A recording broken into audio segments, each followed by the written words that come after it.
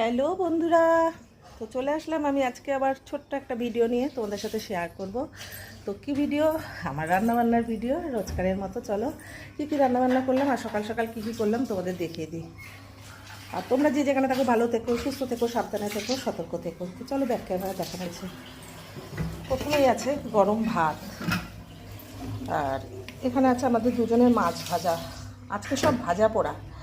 তো এখানে আছে সয়াবিনের কষা, ধুয়েছে সয়াবিন রান্না করেছি। আর এখানে আছে উচ্ছে কুমড়ো দিয়ে ভেজেছি।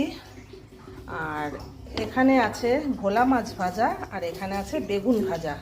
এগুলো সব গরম গরম রান্না হয়েছে। দাদাভাই ঘি দিয়ে আজকে ভাত খাবে, আলু সিদ্ধ দিয়ে, আর ভাতের মধ্যে আলু সেদ্ধ আছে। তো আজকে এই হলো আমার রান্না বান্না।